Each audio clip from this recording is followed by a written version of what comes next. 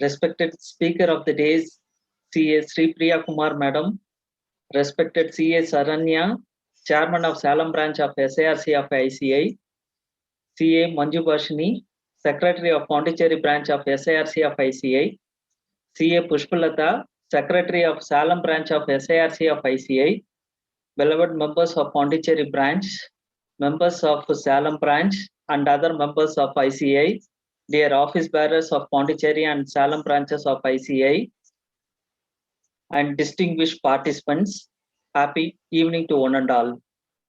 We are happy to receive you all for the seminar on CARO 2020 and amendments to Schedule 3 of Companies Act 2013.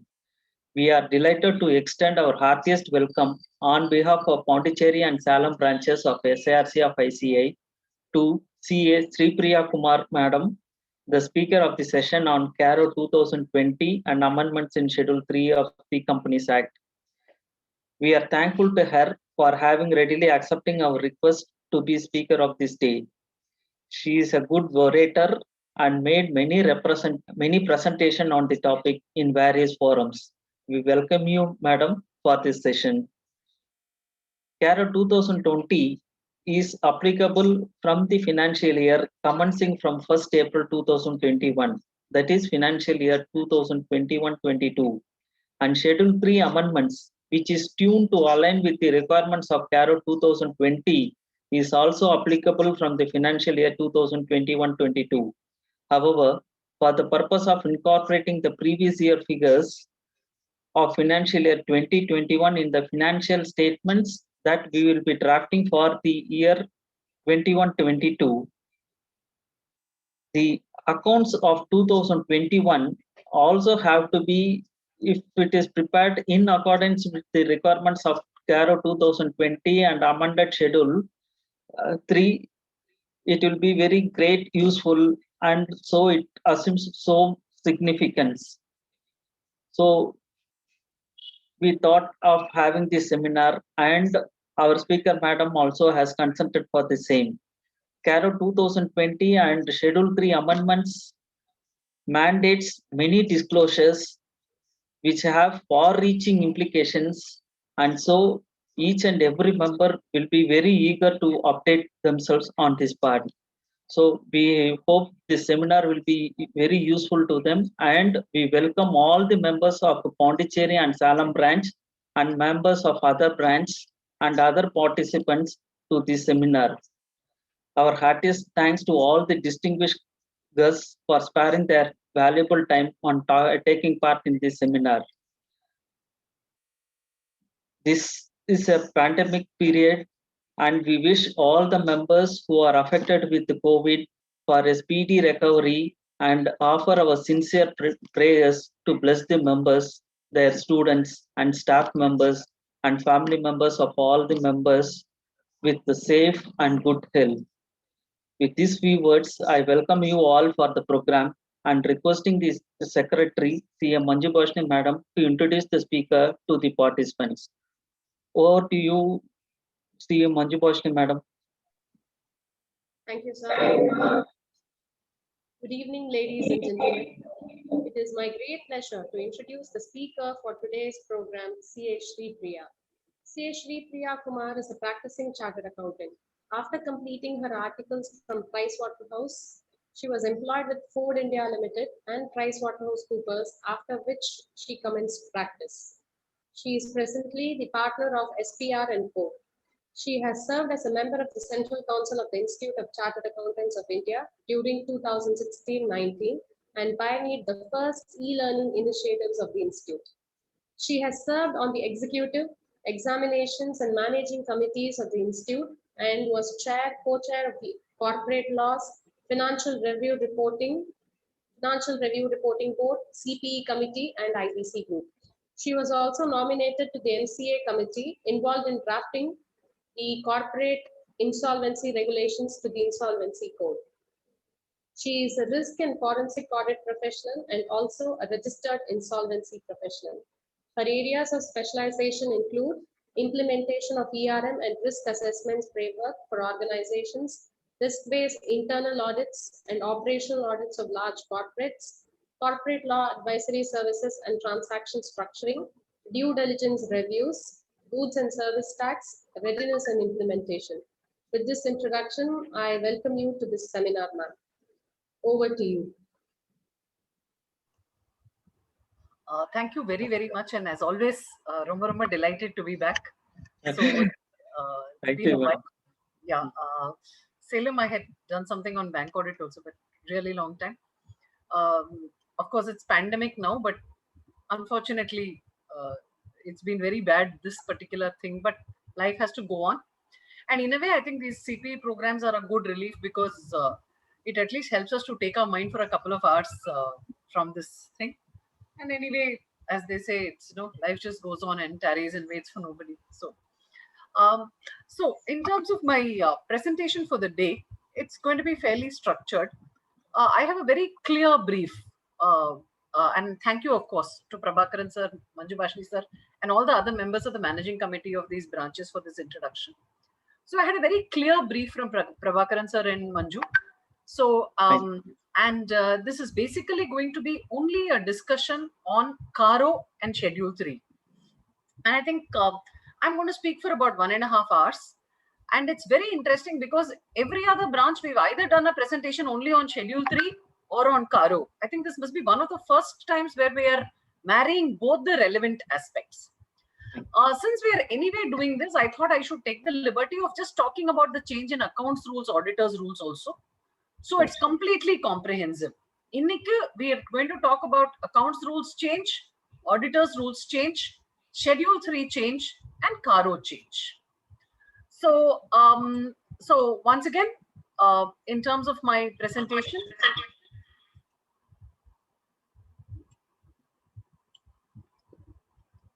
so what are we going to talk about? Accounts rules, auditors rules, Schedule 3 amendments, and Caro amendments. Now, while there is a little bit of lack of clarity in the way the rules have been written and the amendment rules have come. If you accounts rules ko sari, auditors rules ko sari, there is a amendment to the rules which were issued. There were the amendment rules which were issued, and then for that there is another first and second amendment rules also which have come in. But the net impact of all this is whatever you're going to sign after 1st April 2022, you will have to comply with all this, which means it is applicable for the financial year 21-22. So for all audit reports and financial statements which you are issuing after this year, it is important.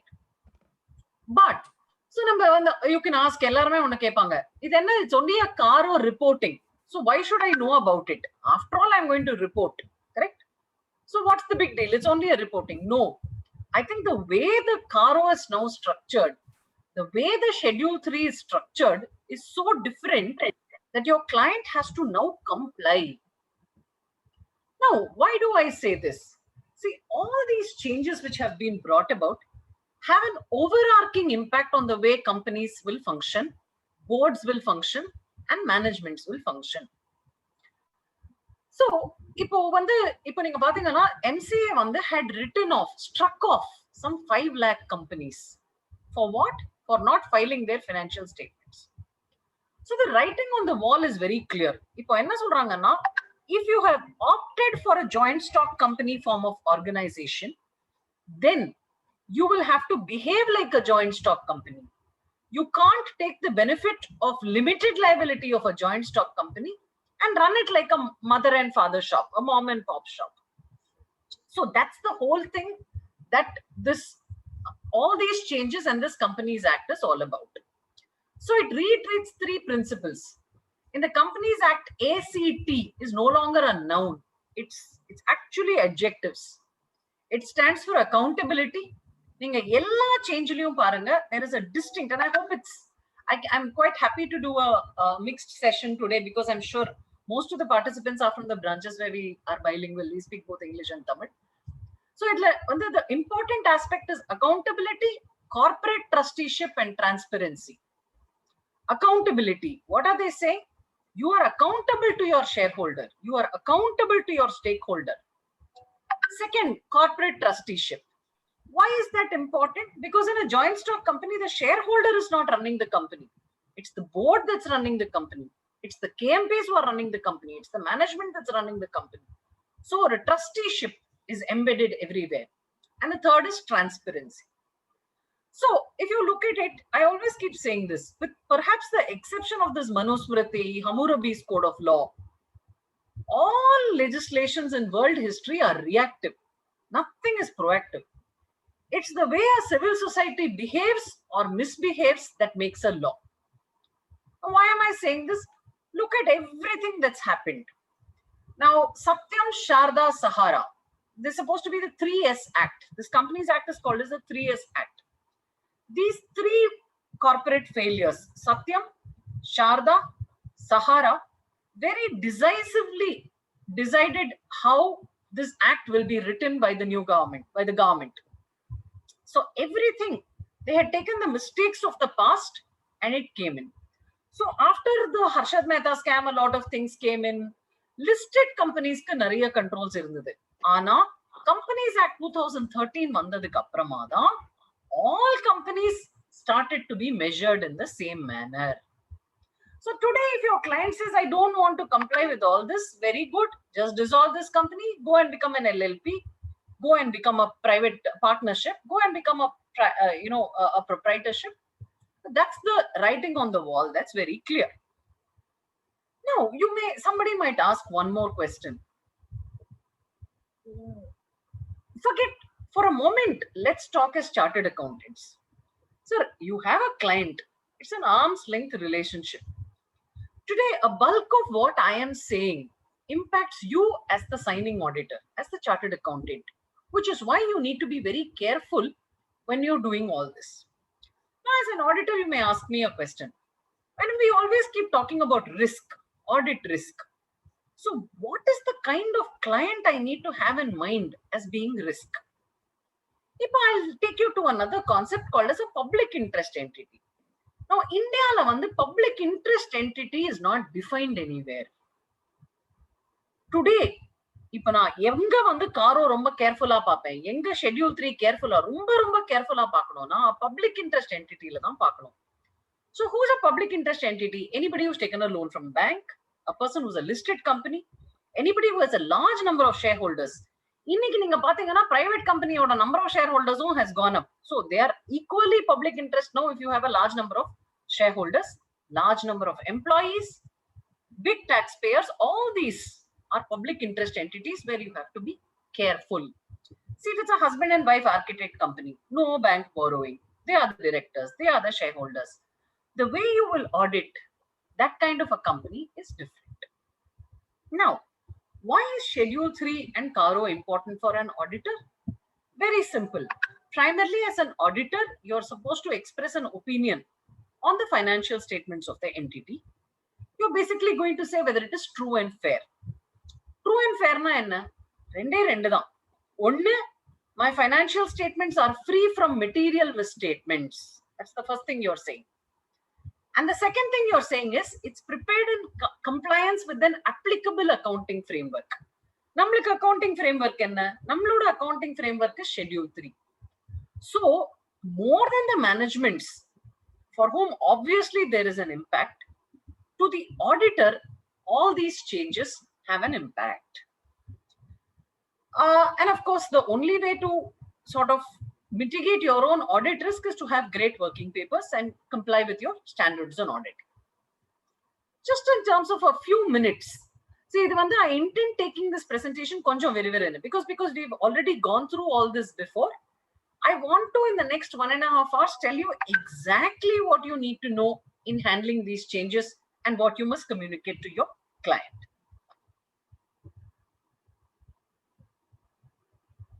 So, March 24th, 2021, there was like one deluge. More than even Corona, we had notifications. There was a change in Schedule 3, there was a change in accounts rules, there's a change in audit rules.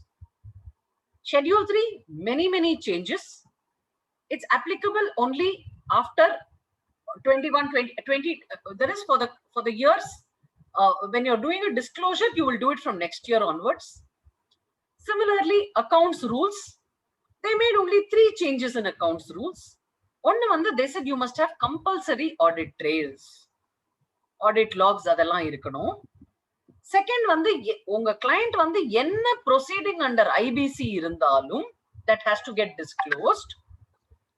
மூணாவது if your client has gone for an OTS, what is the valuation of the asset at the time of taking the loan as compared to valuation now at the time of OTS. இது மூணு change தான். எல்லாமே move to later. Then they came up with a set of audit rules.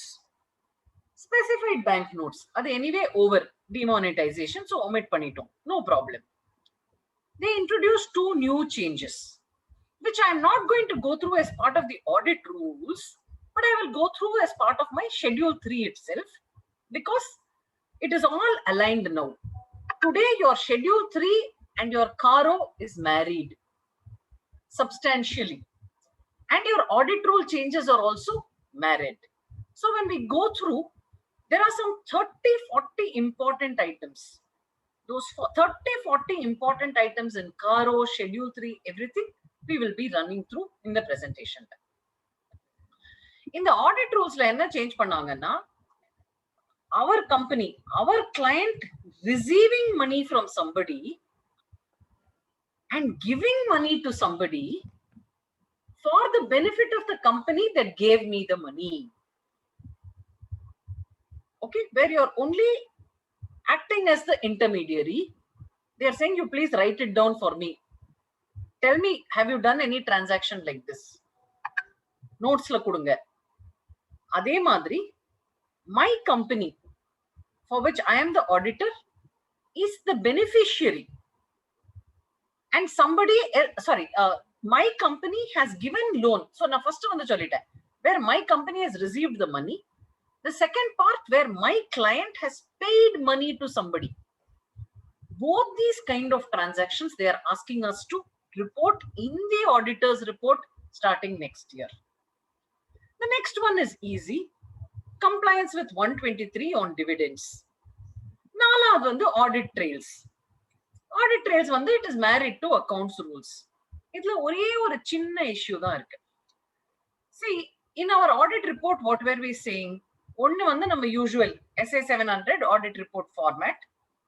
அதோட சேர்ந்து we were giving CARO. And the third was your ICOFER, for where the company was applicable for ICOFER. இப்போ இதுல நீங்க பாத்தீங்கன்னா ICOFER how did we certify? If my client was on Tally and he could delete any voucher, ideally there is a lack of internal control, right? So the government said, look, this whole country seems to be on software which is not really controlled. So we must bring that into place. I'll also explain the interlinkages to you. If you CARO la pathingana, in the they have said bank stock and debt book debt statement kudutha, adu unga tally oda tally aganum. Nama client poi tally eல்லாம் delete பண்ணிட்டே இருந்தாருன்னா எனக்கு as a statutory auditor comfort கிடையாது. So they are saying, I'm giving you additional safeguards. But one thing, while I've gone through this a bit quickly, these are the only changes, nothing to worry. But what is becoming very important is, நம்ம lawyer mari paakalam illa chartered accountant mari paakalam. For a lawyer, every problem is an opportunity. Whereas for a chartered accountant, every problem is a problem. Nama client problem is not a problem, it's an opportunity for us. Now, what is interesting is, இப்ப நீங்க client கிட்ட போயிட்டு எனக்கு நீங்க இந்த மாதிரி பினாமி transaction பண்ணீங்களா, உங்க ஆடிட் ரிப்போர்ட்ல இருக்கா, இல்ல விட்டுடுங்க, இப்ப Schedule 3 ல இருக்கு. So you'll tell him, boss, this question you have to answer. So it is actually strengthening the hands of the auditor. Whatever CARO points are there, it is strengthening the hands of the auditor. So that is the perspective with which you should think about it, because today your audit is becoming actually easier. In the kelvi ella irundu material misstatement illana appada, I am happy. So don't look at it like a problem, look at it as an opportunity for minimizing the audit risk. Now right up front, I must tell you one thing. This change in the account rules, audit rules, CARO and Schedule 3 is going to increase our work by 300%. Even if it's a company where nothing is applicable, you have to ensure that it is not applicable. So my only request is kindly reposition your audit fees and your audit effort. It's important to go back and tell your clients that this change has happened. In fact, some of these presentations, you should ideally send it to your client and says, "Ivlo mari irukku." This calls for a revision and revisitation of the fee levels today that we are charging, which I think is very important. And in this, I think it's very, very important that the fraternity stays together. So if somebody is not agreeing to a certain fee level, you should also think, why should I take that audit? And in fact, I keep telling this of valuation. Valuation we charge something. RBI lend one query vandadana the valuation 4 or 5 days of work is needed. That's something that we don't budget. But several cases do such kind of queries come. So kindly take care about the fee levels alone. So we'll start with what is the simpler thing now. So I have just broadly showed you the accounts rules, audit rules, and wherever on the rule reference and the audit rules changing a schedule 3 I will tell you that there is also a corresponding inclusion in the audit rules. Okay, accounts rule 3 matram, audit rules 5 matram, and schedule 3 and CARO will all marry together. So now we start with schedule 3. So schedule 3 la neenga pathingana nariya irundhudu X mottum irundhudu. So I am now covering only division 1 because I have also deal with only division 1, and I'm sure most of us not the Ind AS entities, but broadly more or less the same set of things. So what are all the changes in schedule 3? X varaikum kuti kuti nariya change pannanga. Y ino oru pudu segment add pannanga, additional information. So idella we need to cover. So when I'm walking you through this change, I will tell you what is the change and possibly what's the story behind the change. It will make it a little more interesting. General compulsory rounding off of figures, total income அப்படினு சொல்லிட்டாங்க, turnover-ன்ற word இல்ல. Tangible assets வந்து எல்லாத்தோடையும் சேர்த்து rationalize பண்றதுக்கு there's a property, plant and equipment. Statement of profit and loss is now called as, அதுல இருக்கிற total revenue is now called as income. Easy, no problem. Share capital. Share capital முன்னாடி வந்து நம்ம அந்த more than 5% holding மட்டும் தான் disclose பண்ணிட்டு இருந்தோம். இன்னைக்கு specific-ஆ promoter they're asking. So who's a promoter becomes very important. There is a promoter definition in the Companies Act itself, and there's a definition of promoter in the Companies Act itself. அங்கேயும் பாத்தீங்கன்னா inga they are asking promoter name, number of shares, percentage of total shares, and percentage change during the year. Now again here there is a definition under section 2 of the promoter. Anybody who's involved in the formation management. Now in our context it's very important because anybody under whose directions the board is accustomed to act is also a promoter. Very typical in India, everywhere also. The person will have no paper relationship. Our shareholder ave irukka maataru, our director ave irukka maataru. Ana he'll be sitting on the 5th floor of a white building wearing a white vesti and white footwear. Edhu ketalum they'll say nama sara kekanum. He is your promoter. Of course you can ask me, madam, how will I know who is a promoter? This is all declaration. So எப்படி அவங்க related parties எல்லாம் declare பண்றாங்களோ அதே மாதிரி இதுதான் என்னோட promoter இருக்காங்க, இவங்க தான் promoters, and this is my shareholding becomes very important. So this is the change in share capital. Short term borrowings இது வந்து கொஞ்சம் ஈஸி. இது வந்து வெறும் ரீக்ளாசிஃபிகேஷன் தான். So என்ன பண்ணாங்க, நம்ம முன்னாடி வந்து current maturity of long term debt, பேங்க்ல long term loanலாம் வாங்கிருந்தா we'll show it under current liabilities. இப்போ current liability ல காட்டக்கூடாது. We have to show it under short term borrowings, which is a very logical reclassification. I don't know why they took a borrowing and put it under current liability. They've reclassified now for good order's sake. This is interesting. So இந்த Schedule 3 வரதுக்கு முன்னாடி we had a trial balance and we had a Schedule 3.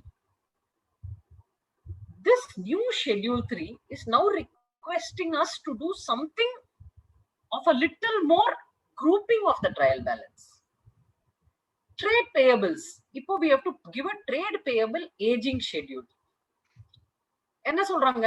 MSME others. Disputed MSME, disputed others. You have to classify. Which means your client has to go to their vendor master and classify everybody whether he is MSME or non-MSME. அங்கேயும் நீங்க என்ன பண்ணலாம்? செப்டம்பர்ல ஒரு letter போடலாம், பிப்ரவரியில ஒரு letter போடலாம். உங்க client எல்லாருக்கும் நீங்க MSME-ஆன்னு கேட்கலாம். அந்த வெண்டர் வந்து MSME-ன்னு சொன்னாங்கன்னா we have to put him under MSME. Now this part is easy. நம்ம கிளியரா கிளாசிஃபை பண்ணிடுறோம்.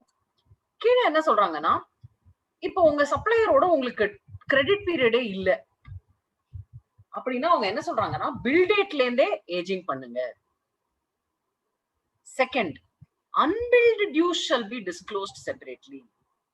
இப்ப யாரோ ஒருத்தர் சர்வீஸ் பண்ணிட்டாரு, ஆனா they have not given us the bill. So unbilled dues you will have to show separately along with the aging. Of course, the institute will come up with a very detailed guidance, but these are my preliminary views. In the unbilled dues konjam nalla paathukonga, because that's something we may miss out.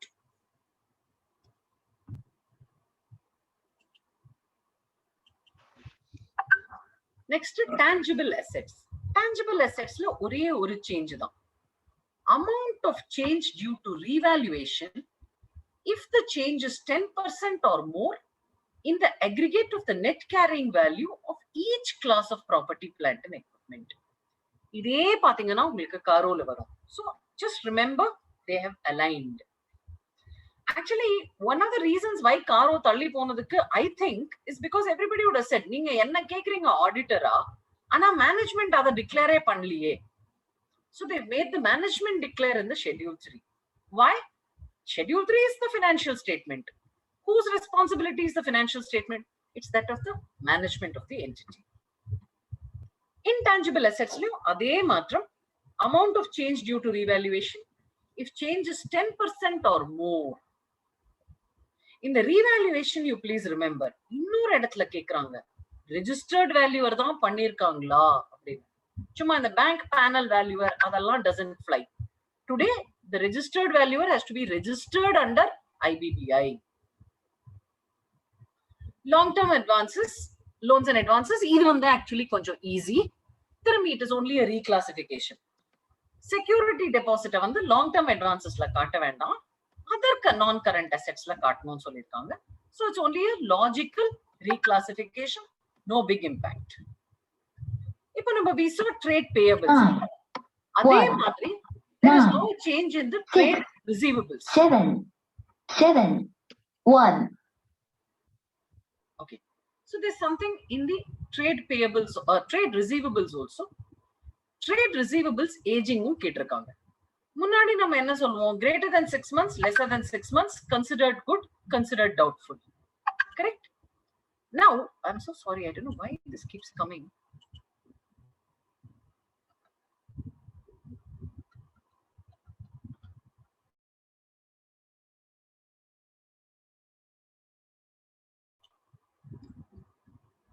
Yeah, so similarly, just like trade receivables, they are asking for trade payables aging. இங்க பாருங்க, less than 6 months, 6 months to 1 year, 1 to 2 years, 2 to 3 years, more than 3 years total. Interestingly, காரோல வந்து இப்ப ratio எல்லாம் கேக்குறாங்க. இது எல்லாமே will get aligned when we are talking about ratios in Caro and in Schedule 3. I'll come to that part slightly later. இப்போ வந்து undisputed trade receivable, considered good, considered receivable, disputed இருக்கா, considered good, considered receivable. அதே மாதிரி unbilled dues shall be disclosed separately. Lot of companies unbilled dues, like your இப்போ உங்க அந்த construction contracts அந்த மாதிரி கேஸ்ல எல்லாம் கஸ்டமர் வந்து வேற மாதிரி பே பண்ணுவாங்க, நம்ம ரெவென்யூ வேற மாதிரி ரெகக்னைஸ் பண்றோம். அந்த மாதிரி இஷ்யூஸ் இருக்கிற இடத்துல எல்லாம் கூட it will come as unbilled dues.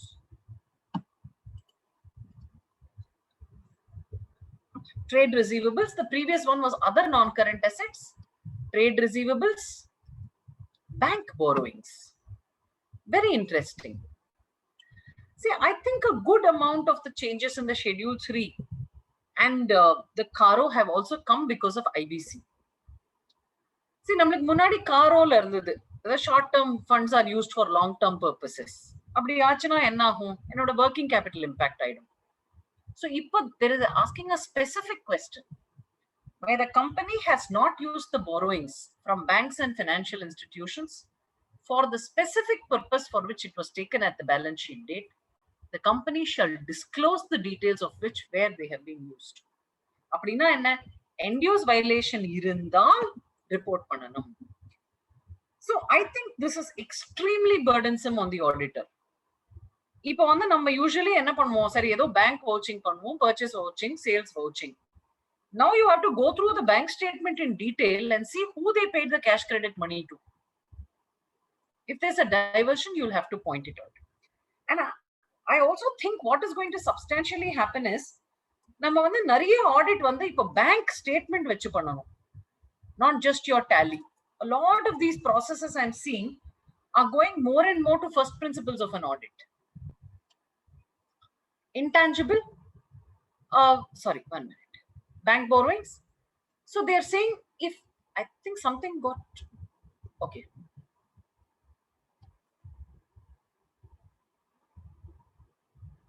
Intangible assets. So if in the opinion of the board, any of the assets other than property, plant and equipment, intangible do not have a value on realization, impairment irundhuduna, they want you to indicate that as well. Now we come to the idella vandu changes in the existing clauses. Ipo we come to something far more critical. Evloku evlo front la change irundhudo, your entire Schedule 3 has virtually doubled now. Idu vandu pudusu, completely new. Additional regulatory information, new. It's a huge segment. First question enna kekranga? Title deeds of immovable property not held in the name of the company full ah kudukka solranga. What is the relevant line item in the balance sheet? What is the description? What is the gross carrying value? Who is the title deed in the name of?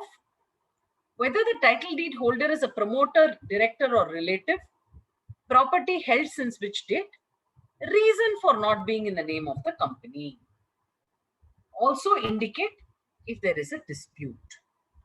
This is only in the case where title deeds to property is not, of the immovable property is not in the name of the company. Irukka vaipilla, but in some cases I have myself seen this. ரொம்ப நாள் முன்னாடி வந்து 1970s எல்லாம் வந்து டாக்டர்ஸ்க்கு எல்லாம் வந்து சென்னையில கொஞ்சம் லேண்ட் எல்லாம் கொடுத்தாங்க. அந்த டாக்டர்ஸ் வந்து அவங்க பேர்ல எடுத்துட்டு they then built a hospital and then made a company. So நீங்க பாத்தீங்கன்னா அந்த கம்பெனி கிட்ட இருக்கும் அந்த ஹாஸ்பிட்டலோட லேண்ட், பட் ஆனா அந்த land will be in the name of the doctor, the lady or the doctor who actually got it on allotment from the government. So அந்த மாதிரி cases will get reported. Whether the company has revalued, I told you, right, when we spoke about revaluation, this is where the company has revalued its property, plant and equipment.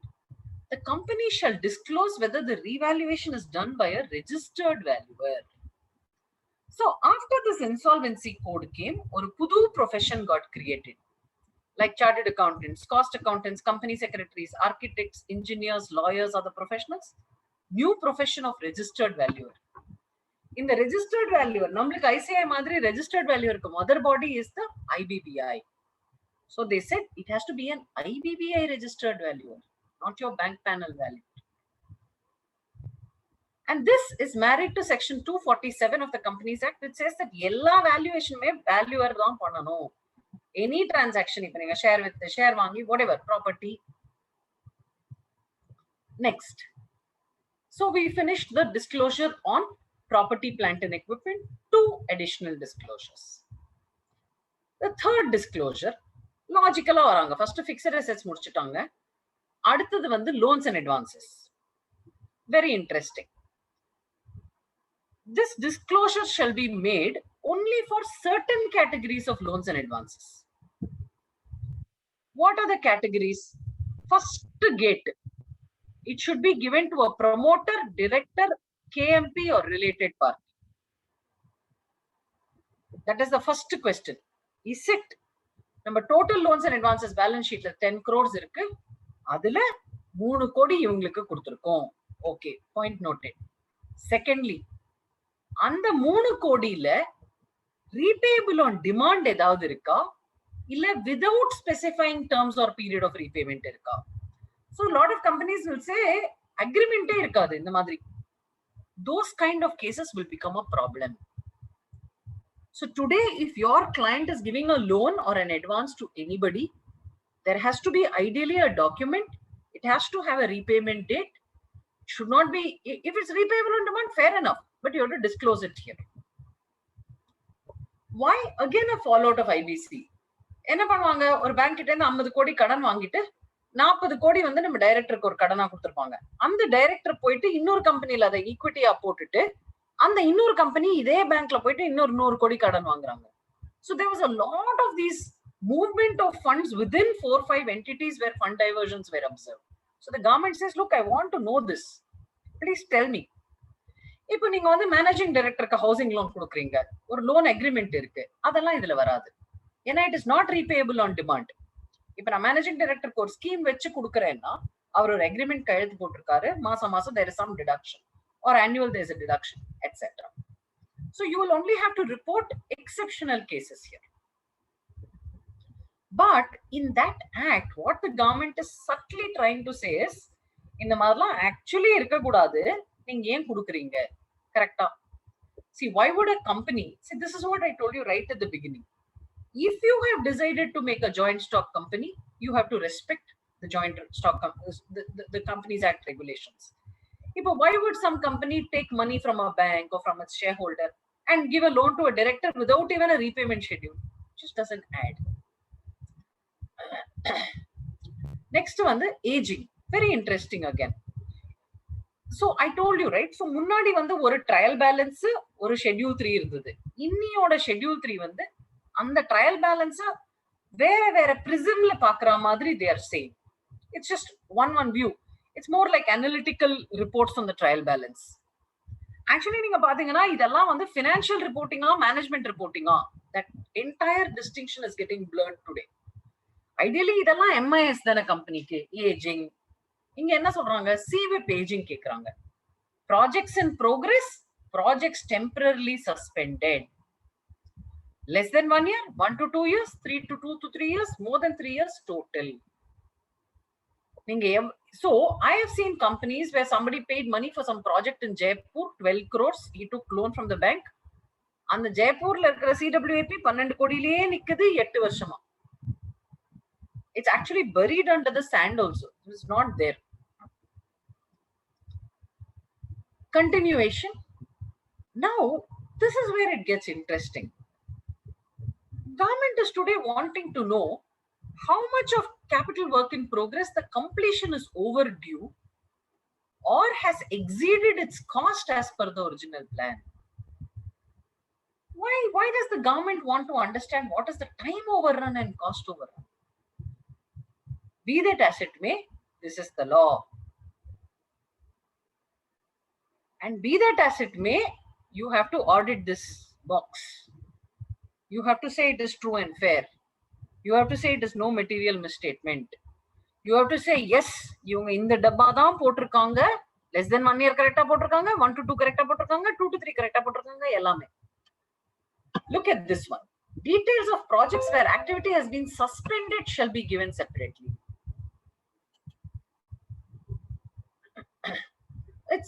It's so deep dive. இப்போ இதெல்லாம் வந்து நீங்க அடுத்த ஏப்ரல்ல யோசிச்சு இதெல்லாம் பண்ண முடியாது. இந்த வருஷத்துக்கே your client somehow has to have a இதெல்லாம் எப்படி கண்டுபிடிச்சு எப்படி இந்த டேட்டா எடுக்கிறது. Of course, capital work in progress எல்லாம் may not be very difficult because நீங்க tally ல இருந்து ஒரு dump எடுத்துட்டு ஏஜ் பார்த்துட்டு போடலாம். But again, all this who's going to do, who's going to bear the cost, whether your clients are ready, is something we may want to examine now. அதே மாதிரி intangibles கேக்குறாங்க. நீங்க இன்டான்ஜிபிள் அசெட் ஏதோ develop பண்ணிட்டே இருக்கீங்க, or patent or product or whatever, trademark, something. Saying, please tell me.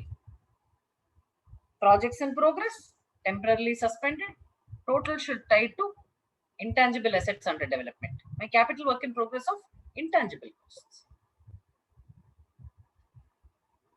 Adi. Sorry, just repeat it. Adhe madri, where activity has been suspended. So tangible assets, capital work in progress, aging. Tangible assets, capital work in progress, time overruns and cost overruns. Adhe madri, intangible, capital work in progress, aging, and intangible asset, time and cost overruns shall be reported. Details of Benami Property Act, Benami Property Health, where the proceedings have been initiated or pending against the company. அந்த cases மட்டும் தான். உங்க company மேல ஏதாவது bending இருக்கா? இதெல்லாம் நான் எப்படி சாட்டிஸ்ஃபை பண்ணிப்பேன்? ஒரு ரெப்ரசன்டேஷன் வாங்கிடுவேன். No problem. See, I'll also tell you why. When I talk about fee, some people say, why are you discussing this? See, for a very large company, there is no problem, sirs. Because you know what? The client will have people, have 10 chartered accountants, 20 chartered accountants doing it. For a very small company, the 99% not applicable. But a bulk of us audit those people in the middle, where it is very, very difficult to impress on the client that so much data he has to collect. Which is why I think it's a lot of effort and a lot of risk where we need to take care. Willful defaulter, this is just a standard declaration. If your client is a willful defaulter, உங்க client பேர் போட்டுட்டு willful defaulter போட்டீங்கனாலே RBI listல வந்ததுன்னா இருக்குன்னா இருக்காங்க, இல்லன்னா இல்ல. Now, just as a diversion, let's talk about something else. See, இவ்ளோ information கேக்குறாங்களே, இதை ஏன் schedule 3ல கேட்கணும்? இதை MGT 7 annual returnலே கேட்டிருக்கலாம் இல்லையா? I think the government finally understands that only the auditor can help in this, which is why it is included, in my opinion, here. And see, while the government has been critical and all that stuff, compared to the remaining constituents of the system, namely the bankers or the credit rating agencies, I think we have performed incredibly well. There is not even a question. So date of declaration as a willful defaulter, details of defaults, etc. need to be presented. So that's the reason why it's featuring in the Schedule 3 and not in your annual returns of companies. Now, this is another very interesting one. இதெல்லாம் actually பண்றது கஷ்டம். இப்போ நான் சொன்னேன் இல்லையா, நீங்க போயிட்டு Google பண்ணீங்கன்னா MCA strike off. So in India, I think there's some 20 plus lakh companies. அதுல வந்து அப்பப்போ யாரெல்லாம் 2 வருஷம் ரிட்டர்ன் ஃபைல் பண்ணியோ ஸ்ட்ரைக் ஆஃப் பண்ணிடுறாங்க 248ல. ஸோ ஒரு 5-6 லட்சம் கம்பெனி ஸ்ட்ரைக் ஆஃப் பண்ணிட்டாங்க. ஆனா இந்த 5-6 லட்சம் கம்பெனில சில பேர் பேங்க் அக்கௌண்ட்லாம் மெயின்டைன் பண்ணிட்டு இன்னும் வேலை ஏதோ பண்ணிட்டு இருக்காங்க. That it's not flown through completely. So some critical safeguards you have to keep. First of all, நீங்க ஆடிட்டரா கையெழுத்து போடுற கம்பெனி ஏதாவது ஸ்ட்ரைக் ஆஃப் ஆயிருக்கான்னு செக் பண்ணிக்கோங்க. Second, a lot of companies have gone through like this. The second important thing is, unga directors, they are giving you a statement that none of us is disqualified to act. Adha neenga independent ah poi MCA la check பண்ணிக்கோங்க. ஏனா அவங்க வந்து வேற ஏதாவது ஒரு கம்பெனில file பண்ணல அப்படினா he gets disqualified here. மூணாவது, உங்க ட்ரையல் பேலன்ஸ் எடுத்துட்டு anybody whose name ends with limited or private limited or whose PAN number is C or only AABC, fourth alphabet, please go and look at least the top 50 companies which are operating with your client, either supplier or creditor or debtor, and see whether they've got struck off or not. If they have got struck off, you have to tell what is the name of the struck off company. And the struck off company oda na enna andirukka mudiyum. I have come across a case where a shareholder of the company which I reviewed had got struck off. What happens then? If my own shareholder is dead and it's a struck off company, So it asks whether you have invested in the securities of a struck off company, or the struck off company has to give you money as receivable. நீங்க ஏதாவது with திரும்ப கொடுக்கலையா, நீங்க வாங்கின company strike off ஆயிருக்கா, where you have to pay some money to them, whether you are a shareholder in such struck off company, you have invested. All these, if you've done a little bit of IBC, you take 50 crores from a bank, give 47 crores to a company, which is your own connected company, 2 crores share capital, 45 crores share premium. எல்லாம் 8-10 வருஷத்துக்கு முன்னாடி இந்த மாதிரி எல்லாம் rampant transactions were happening. Nobody knew how to do it. Any charges to be created or satisfied, if it has not been done on time, you'll need to disclose. Compliance with layers of companies. Ipo Companies Act 13 வரதுக்கு முன்னாடி you could have a company in a company in a company in a company, and it's like on the 7 கடல் 7 Then they said, look, we don't want these complex webs. So நாங்க வந்து 2 layer தான் permit பண்ணுவோம் investment companiesக்கு. So if you have got a client who's created more than that permitted number of layers as per 287, then you shall disclose. This is all getting very interesting. இங்க கூட பாத்தீங்கன்னா there's one very interesting thing. See, until this Caro 2020 came, as an auditor, I was always, until ILFS actually, number responsibility as an auditor was always solvency, correct? My client is solvent. Suddenly after ILFS, they started examining whether an auditor is responsible for liquidity. These ratio disclosures are clearly indicative of that. They want all these ratios to be disclosed: current ratio, debt equity ratio, debt service coverage ratio. Appadina, how much cash flow do I have to pay my debt? Return on equity, inventory turnover, trade receivables turnover, trade payables turnover, net capital turnover. So today my problem is not in putting these ratios. It's not even in explaining the numerator and the denominator. இப்போ உங்க client வந்து trade payables ratio வந்து அழகா அதே 3 மாசம் காட்டிட்டே இருக்காரு. அப்படின்னா என்ன? என்னோட ட்ரேட் பேயபிள் வந்து is churning, or better example would be inventory turnover ratio. Period endல calculate பண்ணிட்டு, ஆனா inventory turnover பிரகாரம் நல்லா they are showing some number. But நான் என் பேங்க் ஸ்டேட்மெண்ட்ல போய் பார்த்தா நான் ஸ்டாக்கே வாங்கல. Should you not corroborate? It will become a problem. That is why I'm saying examining. இப்போ நீங்க பாத்தீங்கன்னா இந்த stock and book debt statement கொடுக்கும்போது அழகா இருக்கும், எல்லா ஸ்டாக்கும் ஃப்ரெஷ் ஸ்டாக், ஏஜிங்கே இல்லை அப்படின்னு சொல்லுவாங்க. ஆனா கேஷ் கிரெடிட் அக்கௌண்ட்ல போய் பார்த்தா அவங்க இன்வென்ட்ரியே வாங்கியிருக்க மாட்டாங்க. How is that possible? நான் இன்வென்ட்ரியே வாங்கலைன்னா அது எல்லாமே பழைய இன்வென்ட்ரி தானே. See, some of these things you just need to keep your eyes a little alert and open when you are doing all this, because you can't say நான் இது வந்து வெறும் top and bottom check பண்ணேன் அப்படின்னு சொல்ல முடியாது. That is why I think this is getting complicated. So Companies Act also permits schemes or arrangements. Just so that as a matter of interest, there is one section called 230.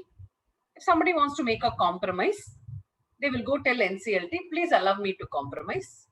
NCLT will say, okay, go conduct a meeting of your shareholder and your creditors. If they all agree, come, I will agree for you to compromise. So if any such compromise schemes have been effected, then they want you to disclose. NCLT orderலையும் போடுவாங்க, accounting ஸ்டாண்டர்ட்லாம் comply ஆகணும் அப்படின்னு.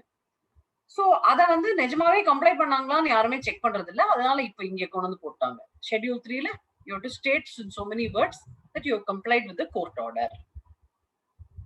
Now, these are the next two which are very, very important. Utilization of borrowed funds and share premium. Yours is the client. So let's call him client. Your client has advanced or loaned or invested money. What kind of money? Any money that your client had. Borrowings or share capital or my current cash accruals, anything. If your client, any of your their money, they have advanced or loaned or invested to B. I am the auditor for A. A has given money to B with the understanding that B, who is the intermediary, will actually give it to C. Who identifies the C? A identifies the C. And what is C doing? C is doing it for the benefit of A. So they're just routing. So whether directly or indirectly, lend or invest, provide guarantee or security. So this, they are saying, you please disclose for me if you have any transactions where your company has given money to somebody else in the understanding that somebody else will put the money somewhere else, but for the benefit of your company. இதுலயும் என்ன சொல்றாங்கன்னா FEMA, PMLA எல்லாம் violate ஆயிருக்க கூடாது. Now the next one is the reverse. You are the auditor of B. Whether B has received any fund from another company called A, who is the funding party, and passed the money to somebody else with the understanding that the company shall directly or indirectly lend or invest in C. So now C is my client, B is my client, B is giving money to C. Which money? The money I received from A. So they want us to basically disclose these two transactions. இது தப்பு right அதெல்லாம் யாரும் சொல்லல. All they are asking is unga company for which unga company which you are the owner or the promoter, நீங்க யாருக்காவது பைசா கொடுத்து அவங்க வேற எங்கயாவது கொண்டு அந்த பைசாவை போட்டிருக்காங்களா உங்க பெனிஃபிட்டுக்கு. Statement of profit or loss, again an alignment issue. முன்னாடி இது tax assessment, undisclosed income search ஏதாவது நடந்ததுன்னா இப்ப என்ன சொல்றாங்கன்னா, you should give the details of any transaction not recorded in the books of accounts that has been surrendered or searched or disclosed as income unless there is immunity. Suppose there is an immunity in the scheme itself. Disclose பண்ண வேண்டாம் இருந்ததுன்னா நீங்க பண்ண வேண்டாம். Now this is also very interesting. Whenever you're free, you go look at one paper. It's called RBI Master Directions on Frauds. அங்க ஒரு 42 fraud indicators கொடுத்திருப்பாங்க. இந்த மாதிரி இன்கம் டாக்ஸ் சர்ச் நடந்ததா அப்படின்னு நம்ம பேங்கருக்கு தெரியவே தெரியாது. இந்த மாதிரி ஒரு சர்ச் நடந்திருக்கிறதே ஒரு நாள் கழிச்சு கண்டுபிடிப்பாங்க யாராவது அட்டாச் பண்ணிருக்கும் போது. So I feel the Schedule 3 and CARO changes are also to fortify the bankers. Now having said that, my view is it does not help the banker at all. ஏன்னா இன்னைக்கு நீங்க ஒரு பேங்கர் எடுத்தீங்கன்னா for him to understand financial statements, there is P&L, there is balance sheet, there is cash flow, there is notes on accounts, there is main auditor report, there is CARO, there is ICOFER. இது அத்தனையும் அவங்க சேர்த்து படிக்கணும். In fact, this is something I've also been telling the institute. ஒரு qualified audit reportனா எல்லா பேஜ்லயும் financial statements qualified stamp பண்ணணும். ஏன்னா பேங்கருக்கெல்லாம் they don't have the time or the ability to analyze a balance sheet in depth at all. You see such a large number of companies with huge audit qualifications where the loan has not been recalled. See 2015ல auditor qualify பண்ணாங்கன்னா இவங்க 2016ல recall பண்ணிருக்கலாம்ல, பண்ணவே இல்லையே. That's why I'm saying now the government wants to put everything. இது வந்து ஒரு advantage என்னன்னா XBRL filing எல்லாம் இது எல்லாம் அப்படியே XBRL ல வந்துரும். But again, a bulk of our companies are not on XBRL, so I don't know how the government is going to handle all this data. CSR, again CSR ல வந்து there's been a huge change. இப்போ February ல வந்து புது rules வேற வந்திருக்கு. முதல்ல என்ன சொன்னாங்கன்னா ப்ளீஸ் சிஎஸ்ஆர்லாம் பண்ணும் அப்படின்னு லைட்டா சொன்னாங்க. அதுக்கப்புறமா என்ன சொன்னாங்க, பண்ணலன்னா கொஞ்சம் ரிப்போர்ட் பண்ணுங்க அப்படின்னாங்க. இப்ப வந்து பண்ணுங்க, கண்டிப்பா பண்ணுங்க. நீங்க பண்றீங்க, ஒரு சிஎஸ்ஆர் கமிட்டி வச்சு பாருங்க, போர்டு ரிப்போர்ட் பண்ணணும், சிஎஸ்ஆர் பாலிசி இருக்கணும், 10 கோடிக்கு மேல போச்சுன்னா சிஎஸ்ஆர் வந்து இண்டிபெண்டா ஆடிட் பண்ணணும். Again, this NGOs are a huge space. See, today to me, I feel, and this is what I've been speaking about, we have to move into newer domains. இப்ப நீங்க பாத்தீங்கன்னா இந்த ஷெட்யூல் 3 பண்றதுக்கே ஒரு chartered accountant வேணும். Statutory auditor cannot do, and please don't do. Refer it to another chartered accountant. See, if the client does not want to pay 15 lakhs to a CFO, I can understand. Or accounts alla yaravadu podatum. Now, get another chartered accountant firm to come and prepare the schedule 3. It expands this market. It has to happen. A lot of the big firms and all that, they take these youngsters who have finished on their firms and they ask them to prepare the accounts and give it. The client pays directly. So these are today, I think, emerging on the ICOFER, internal audit, schedule 3A as a business opportunity. இந்த மாதிரி ஒரு schedule 3 போட்டு accounts prepare பண்ணோம்னா ஒரு chartered அக்கௌண்டன்ட்டுக்கு ஒரு மாசம் ஆகும் with one assistant to get the whole thing aligned. I think it's an opportunity. அதே மாதிரி CARO is an opportunity. CARO checks, காரோக்கு வந்து ஒரு ஸ்கெட்யூல் டெம்ப்ளேட் மாதிரி போட்டு கொடுக்கணும், செக்லிஸ்ட் மாதிரி. I think IS audits are a big opportunity இன்னைக்கு. அண்ட் அகேன் நிறைய பேர் நான் வந்து இந்த டிசாலாம் படிச்சோம், ஆனா we didn't use it. இப்போ யூஸ் பண்ணுங்க. And for everything, there is a start somewhere. So that's about it. So CSR, a lot of disclosures have been mandated. Crypto, virtual currency, the whole world is sort of moving in that direction. So they are asking for some additional disclosures. These are all the disclosures in the schedule 3 part. So with this, 1 hour is done. So if you have any questions on schedule 3, I will take it. Then we'll go to Karu. Madam, there are some questions in the chat box, madam. Very interesting. ரொம்ப கஷ்டமாலாம் கேட்கல. இல்ல madam.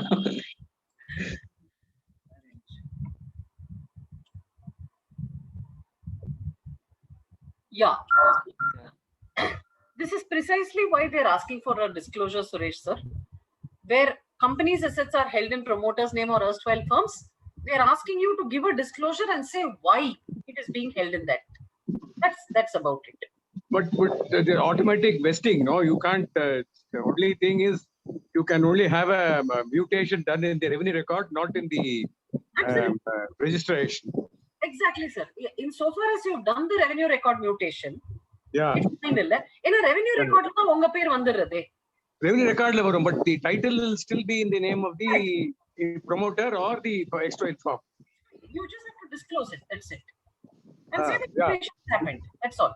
No, problem is, the bankers are now wary of giving loan on such properties, and the advocates don't understand the importance of vesting and all that stuff. That's a problem. Okay. In the cases that I have known, the banks have given. No. The problem is the statutory auditors have raised flag saying that the property is not in the name of the company. But on the banker kadan kudukumbodhe avar paathitu dhaan sir kuduparu. No. They have done earlier. They have done earlier based on that. But now I'm talking about a company which is converted 30 years back. But now the present statutory auditors are raising flag, saying that this is not correct. They have not understood, and even the legal advisors for the bank are not competent enough to understand this issue. Sir, the bankers have to understand that there is a difference between a disclosure and a qualification. That's right. This is a disclosure. Yeah. It's not a qualification. And insofar as the revenue record mutation has been done, there is absolutely no problem, sir. Thank you. Because ultimately, the banker should be interested in the revenue record only, no? Yeah. And if your A register and everything is all done, where is the problem? And the company must be having a patta in its name, yeah? No, that is what it has not happened. Only thing is.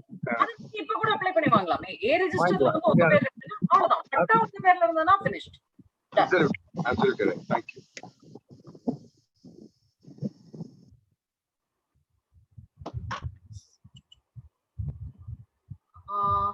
Whether revaluation asset, see see, revaluation has no relationship with the how you acquired the asset. So இன்னைக்கு வந்து I had a land, பழைய land, நான் வாங்கும்போது 1 லட்சம் ரூபாய் தான். So I'm revaluing it. It doesn't really, so as long as it's sitting at a particular value X in the balance sheet and you have revalued it, let's say to X plus something to reflect the current conditions and created your reserve, that stands. That's all. Any other questions on schedule 3? One more question, Sripriya. சொல்லுங்க sir. See, the assessee is a contractor, he purchases land for mining sand or earth for use in the business. How do you show this impairment of asset? That particular asset becomes useless because landfill and all that can't be done. Can we write it off over a period of time or not? So I'll do one thing, sir. இதுக்கு தனி ஸ்டாண்டர்ட்ஸே இருக்கு. I'll go through that and I can tell you separately. Thank you. These are those assets which suffer depletion. So there will be some estimation basis, management estimate. That's about it. So you will have a surveyor, a technical estimate gets done. And based on that, you create your estimate. In any case, எல்லாமே management estimate தான். Okay, fine. Madam? Yes, sir. Madam, the ratiosலாம் previous year figure நம்ம சேர்த்து அதுல தரணுங்களா? Correct. Very good point that you raised. I was going to cover it at the end. 25% variation இருந்ததுன்னா we need to comment on that also. Correct. Which is why you need to go through this now. In fact, if you have the time, you should get into an engagement with your client and do the opening balance sheet also in this format. Okay. See, your entire schedule 3, you have to give comparatives. So in any case, doing it for the year ended 31/3/2021 becomes important, and which is the best time to do it. நம்ம audit பண்ணும்போதே இத வந்து ஒரு தனியா வச்சிட்டு ரெடியா வச்சிட்டோம்னா இதெல்லாம் இது பண்ணாம சைன் பண்ணிட்டு அடுத்த வருஷம் பண்ணும்போது we'll have the base. Okay. You just have to hide these in your final format and then take the printout. Yeah, but that's a very important point that he raised. நீங்க எது பண்ணாலுமே comparatives கொடுக்கணும் இல்லையா? So anyway, it is, in my opinion, applicable for 21 itself. But my gut feel is, given the kind of COVID that we are seeing today, I don't know how many people, whether another deferment is in order. So is something we'll need to talk about. As in, I'm sure they will have to consider, because again, half the year is going now. So I'll just take a minute's break and then I'll come back and we'll start off with Caro. Yes, ma'am. Please, madam. Did anybody feel that you want to do accounts and audit rules again? I'll do it again after this presentation is over. Yeah, before that, there is one more question in the chat box. An entity has been converted from being a firm to a private limited company. Any specific disclosure has to be made in this regard. In this connection, the firm had constructed building on the land in the name of the partner. Yeah, I know. Yeah.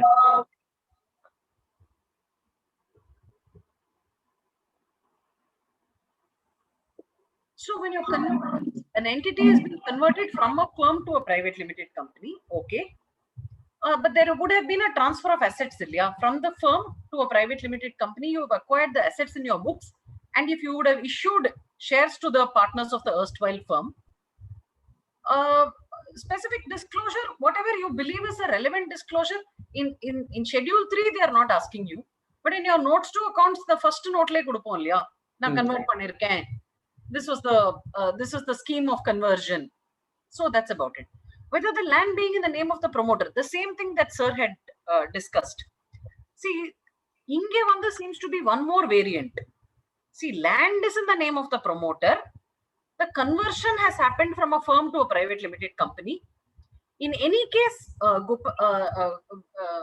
if it's the same Gopal whom I know, then your revenue record mutation will become very important. Thanks, Rubia. Thanks for the clarification. Thank you. And the A register definitely மாறணும். Patta you Okay. have to put it in the name of the company. Okay. Thank you. Thanks. Bankability of the asset. Sure.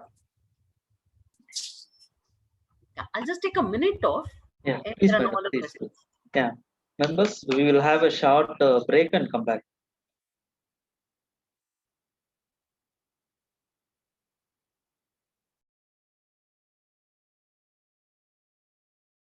Presentation is slightly dated. I could not open my PowerPoint.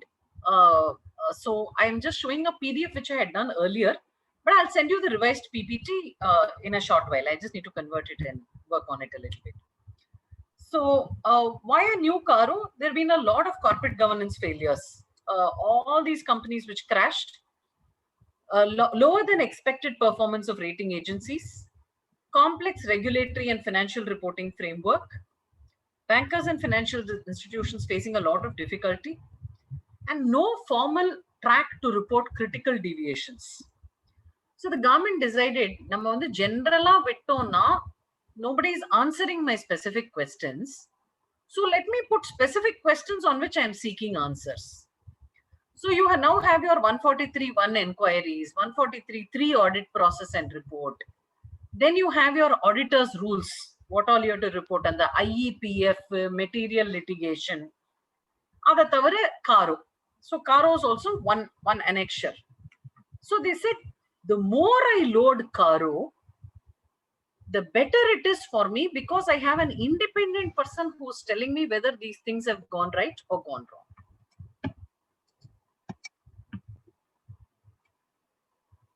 So according to me, this Caro itself is an effort in exasperation.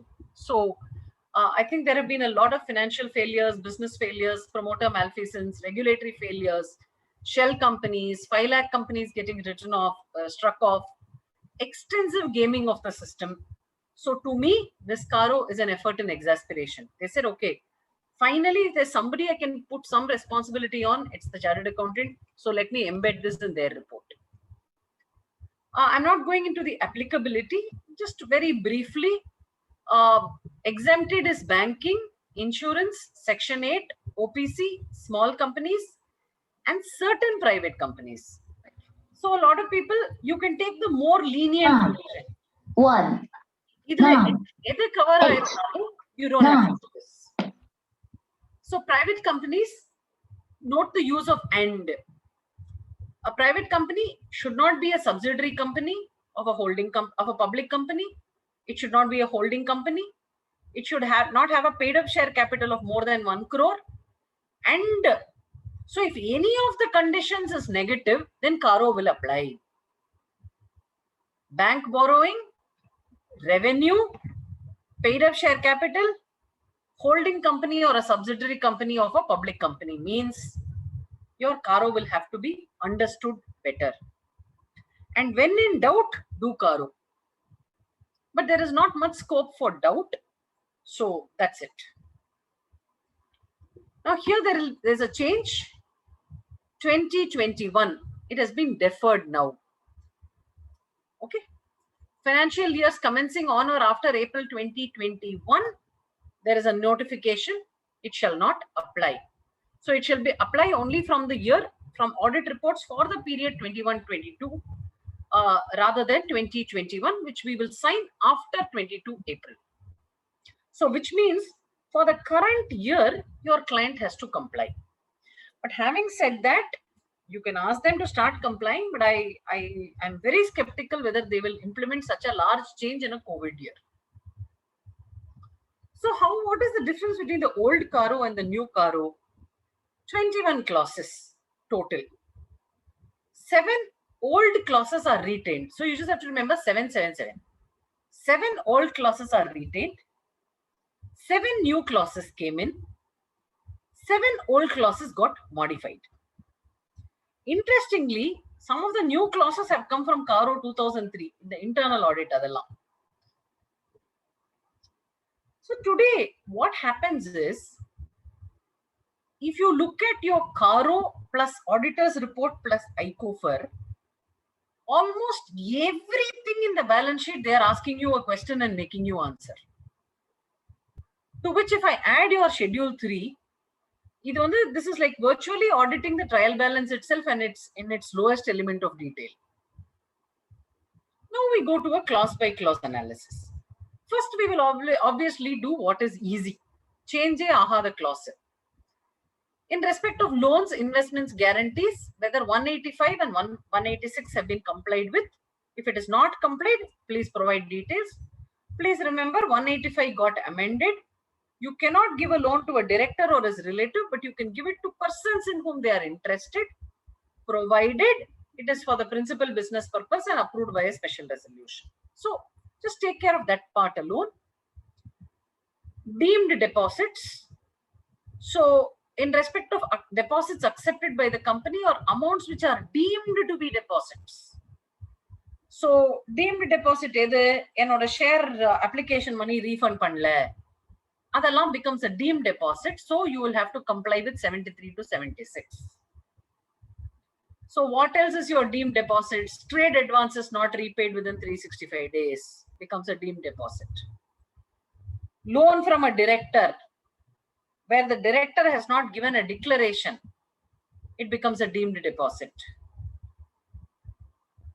Cost records, no change. Whether maintenance of cost records has been done as per 148. Statutory dues, no change. Undisputed statutory dues, and if there is any dispute, it shall not be, when it is not regarded as a dispute. IPO clause, no change. Now, share capital, we had this, correct? Where I've raised money by an IPO. Now, you remember when we saw in Schedule 3, they said whether the bank borrowings have been utilized for the purpose for which they have been obtained, and where it has not been utilized for that purpose, please report. So today I told you, right, if you add CARO plus Schedule 3 plus your ICOFER plus your 143.1, 143.3, it's a detailed audit. Inga IPO pati kettanga, share capital. Ange vanda they have asked about borrowings. RPTs, no change. Whether all transactions with related parties are in compliance with 177 and 188 of the Companies Act. Non-cash transactions with directors, no change. Now, what is modified and new? Fixed assets. Munadi, there were 3 clauses on fixed assets. Now there are 5. There's a separate reference to intangibles, additional disclosure table for title deeds, details of revaluation and disclosure where the revised value is more than 10% of the carrying cost. Revaluation should be based on the report of a registered valuer only. Proceedings initiated and pending against the company under the Binami Transactions Act. Schedule 3, it's available. So your client can't ask you, why are you reporting this? Why are you asking me so many questions? You write whatever you want in CARO. They say, no boss, you are supposed to disclose under Schedule 3 and I am commenting now in my CARO. Inventories. Previously, 1 subclause. Now there are 2 subclauses. Munadi, they said if there is any discrepancy of more than 10%, you have to report.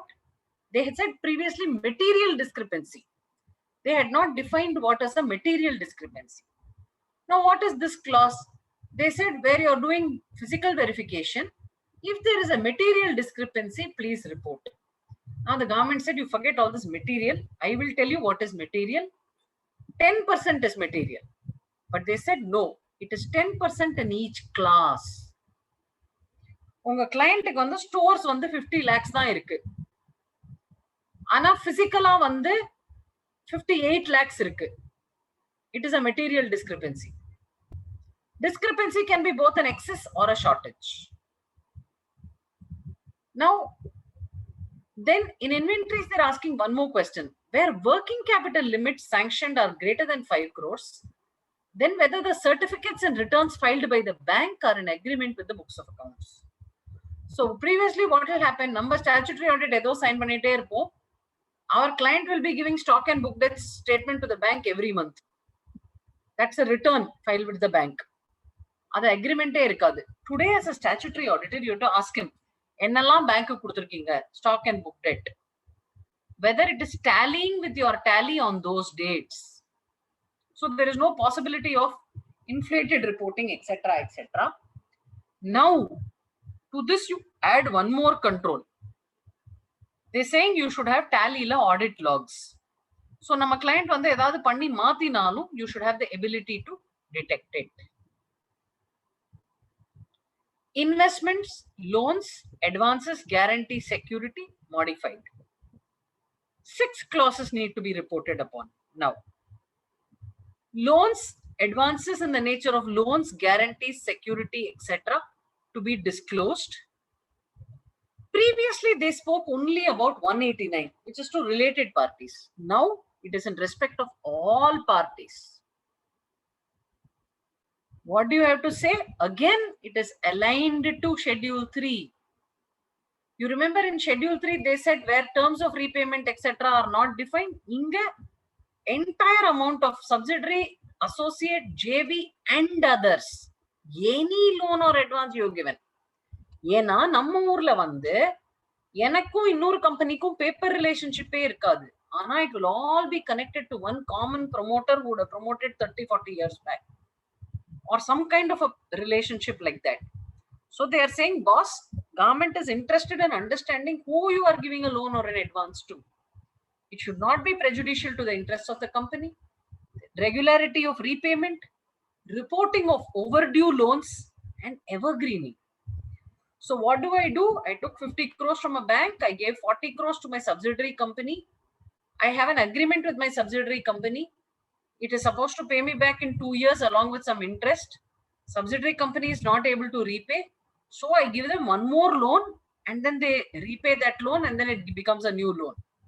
So any renewals or fresh loans which are granted to settle the old loans need to be reported. What is the impact? It's a complete and detailed audit of all loans and advances in the nature of loans. Clear understanding of all payouts from the company for the above purposes will help to unravel complex related party transactions, layering, round tripping of funds with dues from and dues to related parties. Bankers will now become more aware of the extent of deployment for core business purposes rather than advances to group companies.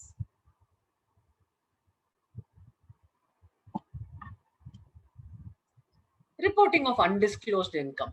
Again, it's good that we first did Schedule 3. So what happens? Anga nama sonnom illaya, Schedule 3 la the client has to give. We have to comment in the CARO whether any transactions not recorded in the books of accounts have been surrendered or disclosed as income during the previous year. If so, whether the previously unrecorded income has been properly recorded in the books of accounts during the year. Now, again, whatever happens, no, the changes are not happening in tandem. ஒரு மாதிரி கன்சிஸ்டன்டா இல்ல. இப்போ நம்ம Schedule 3 ல பாக்கும்போது என்ன சொல்லிருந்தாங்கன்னா, they said if you are exempted from disclosure under some scheme, you don't have to disclose னு சொன்னாங்கல்ல. But இங்க அது இல்லவே இல்ல. So I am reporting in CARO whether we will assume the Schedule 3. I would assume எனக்கு Schedule 3 லயே report பண்ண வேண்டாம்னா இங்க காரோலயும் ரிப்போர்ட் பண்ண வேண்டாம்.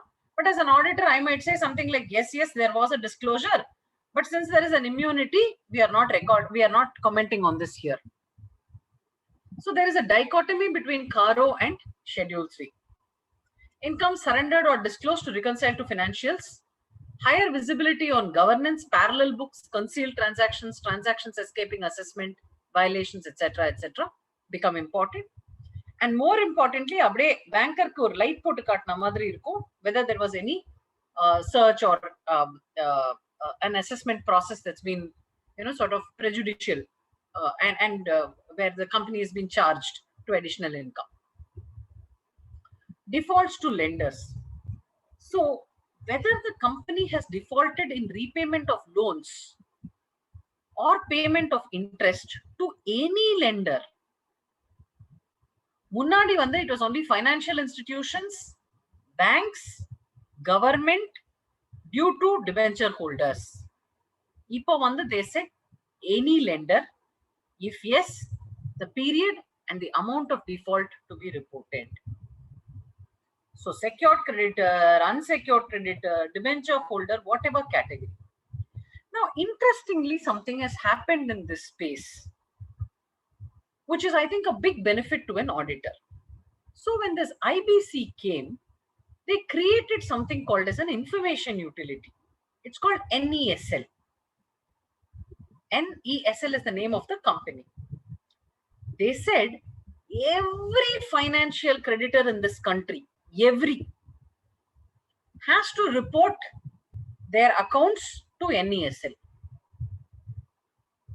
But what NESL didn't say was the borrower has to confirm in the portal. அப்படினு compulsory பண்ணல. So நீங்க என்ன பண்ணலாம்னா, for our clients, you can go and ask for what is the NESL value. In fact, look at it this way. My client has taken a loan from SBI.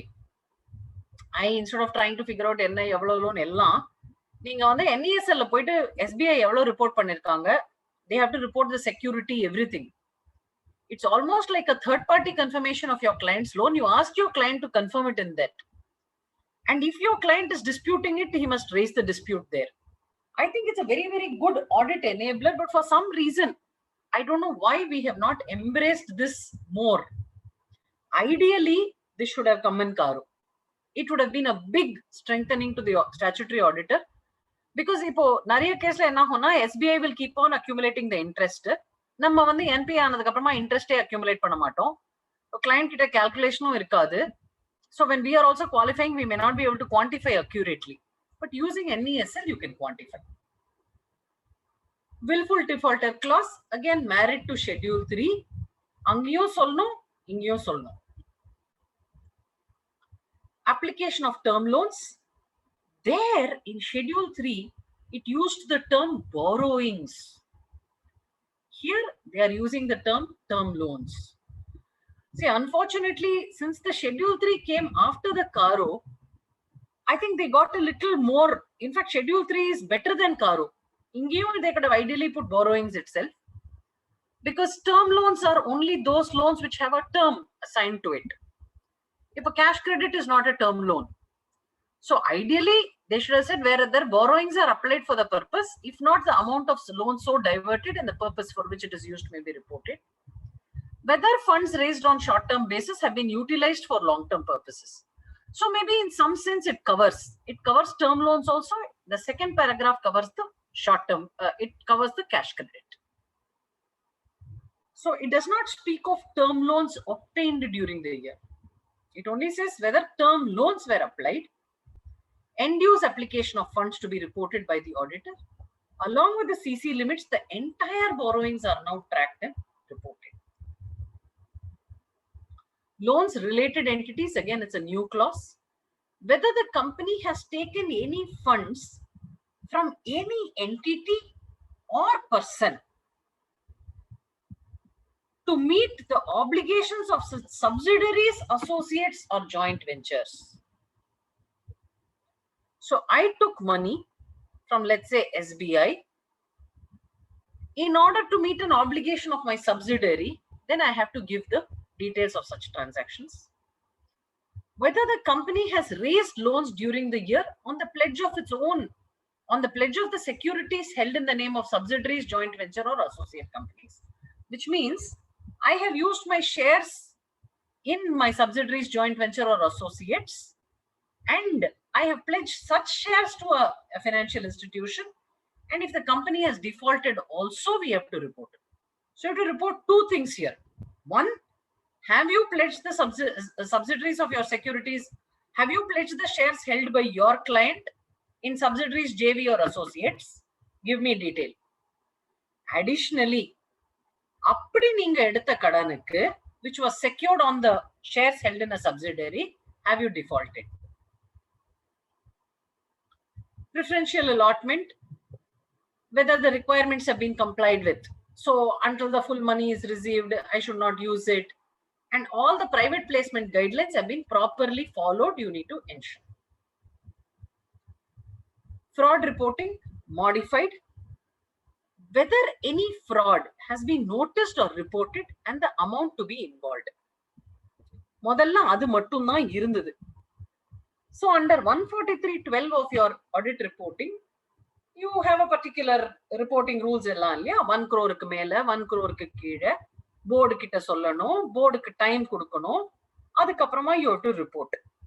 That's all they had said. Now they are asking us a very pointed question. Whether any report has been filed by the auditor in ADT4, yes or no? So again, all this is a little scary because how does the Companies Act define fraud? It defines fraud as under section 447, committed by an employee or officer of the company. Okay, so you have to be a little careful in all this, which is why I think even as a standalone engagement, fraud risk assessments, I told you, right? Internal audits, ICOFER, fraud risk assessments, ESA audits. These four will emerge as significant professional opportunities, and they are far less risky compared to a statutory audit. Whistleblower, whether the auditor has considered whistleblower complaints, if any, received during the year by the company. Again, a dichotomy. See, under section 177, only certain categories of companies need to have a vigil mechanism. But இது வந்து ரொம்ப ஜெனரிக்கா இருக்கே, காரோல சொல்லும்போது அந்த கேட்டகரினே சொல்லல. So, which means by default, your company that you are auditing needs to have a whistleblower format. ஏன்னா அப்படி ஏதாவது ஒரு கண்ட்ரோல் இருந்தா தானே வருதா இல்லையான்னு நம்மளுக்கு தெரியும். So these again, a lot of things have to emerge. But again, I go back to my baseline guidance. உங்க client வந்து public interest entity-யா இல்லையா? அப்படி public interest entity-யா இருந்தா, please have some general, at least ஒரு policy மாதிரி இருக்கட்டும். ஒரு particular இதுல வந்து யாராவது ஏதாவது சொல்லணும் அப்படின்னா, they can bring it to the notice of this person. அந்த மாதிரி. Again, this is beneficial because the whistleblower complaints will now have to be brought to the notice of the auditor. So this is something that's important. And again, somewhere along the line, we are now moving far away from financial audit to a governance audit. See, idella vandu is not at all the role of a statutory auditor. So, but then be that as it may, this is how things are evolving. Nidhi companies, whether there is a net owned fund that you need to have, 1:20, whether they are maintaining 10% in unencumbered term deposits, the SLR criteria, etc. Now they've added one clause, whether there has been any default. This is applicable only if you're a Nidhi company. You're the auditor of a Nidhi company. Internal audit system is new. I think this was there in the earlier Caro. Whether the company has an internal audit system commensurate with the size and nature of its business. Again, 138 of the Companies Act specifies internal audit for only certain categories of enterprises. But your CARO covers a much larger base. If your client is big, public interest entity, has bank borrowings, please insist that they need to have some kind of an internal audit system which is documented in writing. Now, internal audit by itself does not have to be an external internal auditor, but it has to be an independent internal auditor, meaning one employee who is also the cashier cannot be the internal auditor. Okay? So I will leave it commensurate to size and scale along, and we can talk about it, it's a case-to-case basis. Now, adoda vidalla. பழைய காரோல இது first class மட்டும் தான் இருந்தது. ஆனா இப்ப வந்திருக்கிற காரோல whether the reports of the internal auditors were considered by the statutory auditor. It's very, very, very important. See, in the madri, when they ask you a question, you can only say yes or no, right? And you cannot say a yes when you've not got a report. And if your report has only covered cash, then you cannot say it is commensurate with the nature and size. So the questions are worded in such a manner that you need to have a process of internal audit. Appadina enna? எல்லா component of the balance sheet and operations cover ஆயிருக்கணும், risk எல்லாம் assess ஆயிருக்கணும், கண்ட்ரோல்லாம் define ஆயிருக்கணும், யாராவது internal audit பண்ணிருக்கணும், report issue பண்ணிருக்கணும், அந்த ரிப்போர்ட்ல இருக்கிற adverse findings have to have been cognized by the statutory auditor. So it's actually a fairly large stream. It's a very large role for internal audit, not just for companies under 138, not just the existence of an internal audit system, but comment on the reports. Larger interactions between internal and statutory auditors and eyewash internal audit is no longer possible. My only request is try and open out this market. Wherever you're the statutory auditor, insist on an internal auditor. And if you're an internal auditor of a company, try and get a good, anyway, there'll be a statutory auditor, but yeah, it's important. RBI registration. So this is again important. So if your investment income exceeds, this is a separate part by itself. So அது சொல்லுவாங்க இல்லையா, உங்க cash flow பிரகாரம் உங்களோட investment income is exceeding your operating இன்கம்னா, then you sort of tend to get classified as an NBFC under this 45(1)(a). So you need to take care. This is important. Cash loss reporting. Where the company has incurred cash losses in the financial year and in the immediately preceding financial year, please state the amount of cash losses. 2003 Caro had this. அப்போ அந்த BIFR இருந்ததுனால அந்த டைம்ல these all were brought in.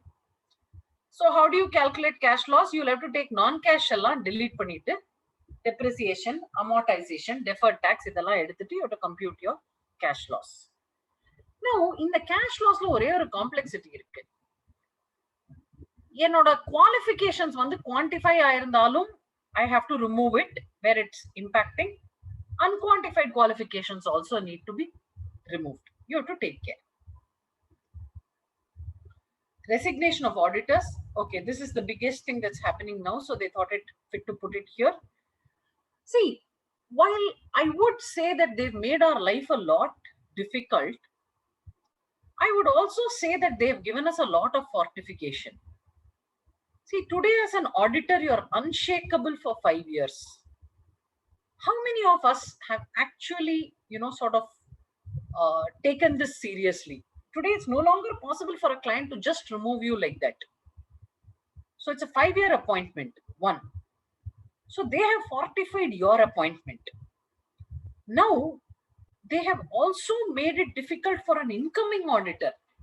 So it's not like the management says, no, you resign and go, I will put somebody else. No. Where there has been a resignation of a statutory auditor, if so, whether the incoming auditor has taken into consideration the issues, objections, or concerns raised. So today this makes it difficult.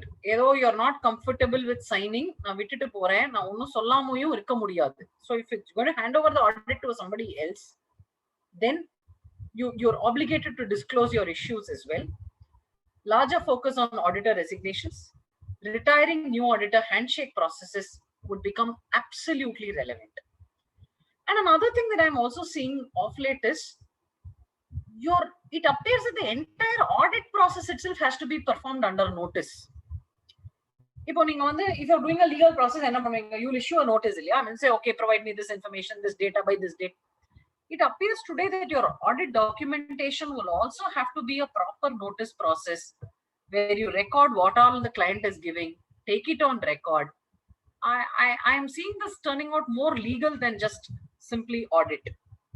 And I think it's important. And secondly, in the NAFRA order, for whatever it is worth it, you should read the NAFRA order on the Big Four. See, this is something that I have been scared about. Section 185 padikra madri, you can't read an auditing standard the way it is written today. 185 says notwithstanding anything contained in this act, no company shall, give a loan to a director. Or today, if you look at the NAFRA report, they are reading every line of the auditing standard and asking whether you are complying. I don't know whether we should go back and change it, but it's going to be very, very difficult. It's a point to be noted because I think as a regulator they are saying so your standards on auditing compliance are going to become very important, and I think the branches should in the essay on the generally when I'm not very sleepy, I take one essay or something and I just read it, I would go off to sleep. But jokes apart, I think these essays are becoming very important. We will need branches to now come back and demystify these essays and say in the essay in the top 10 aspects kandipa ellarum comply pannanom. Short term solvency, this is again a new one. Very funny, no? What are they saying? On the basis of financial ratios, aging, expected dates of realization of financial assets and payment of financial liabilities. Abdina, enoda debtor aging, creditor aging, other information accompanying the financial statements, auditors' knowledge of the board of directors and management plans. Ivlo first irukonu நம்ம clientல. நம்ம clientக்கு CFO வே chartered accountant கிடையாது, and it's a 100 crore company. So that's another thing that I find very interesting. For an MCA which said so much, where it said as far as a bank is concerned, the bank ke ippa dhaan vandirukku, the CFO has to be a chartered accountant. IDBI underwent a change.